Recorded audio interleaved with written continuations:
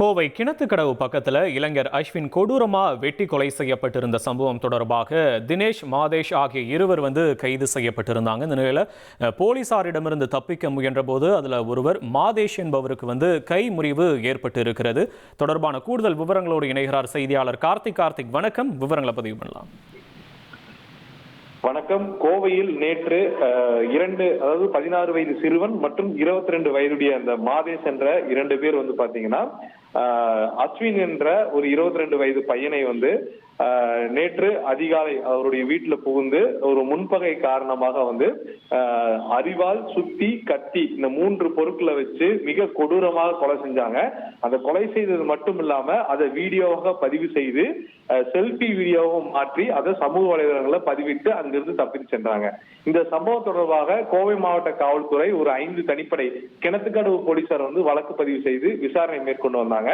அப்படி இன்று விசாரணை நடத்திட்டு இருக்கும் போது பொள்ளாச்சி அருகே இந்த 16 வயது சிறுவனும் இந்த மாதேஷ் என்ற இளைஞரும் பொள்ளாச்சி அருகே தலைமாறு தெரிஞ்சிருக்கு. உடனடியாக தனிப்படை போலீசார் அவங்களை பிடிக்க சென்ற போது மாதேஷ் அவரிடம் தப்பிக்க முயற்சி செய்து சுவர் மீது இருந்து குதித்ததாகவும் அதுல அவருடைய வலது கை முறிந்து பொள்ளாச்சி அரசு மருத்துவமனையில அவருக்கு சிகிச்சை அளிக்கப்பட்டிருந்ததால மேல் சிகிச்சைக்காக தற்போது கோவை அரசு மருத்துவமனைக்கு கொண்டு வரப்பட்டிருப்பதாக காவல்துறை தரப்புல தகவல் கொடுத்திருக்காங்க.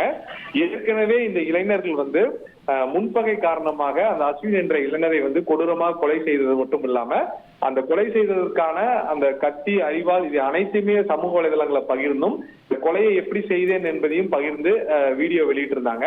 இந்த சம்பவத்துல தற்போது போலீசார் சம்பவம் நடைபெற்ற 24 மணி நேரத்துல 5 தனிப்படைகள் அமைத்து இந்த இருவரையும் கைது செஞ்சிருக்காங்க.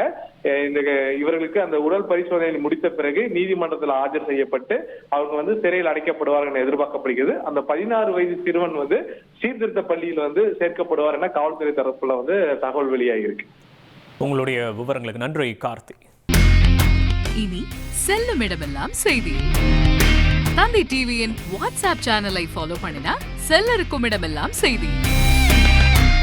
இதோ QR கோட் இப்பவே ஸ்கேன் பண்ணுங்க, ஃபாலோ பண்ணுங்க.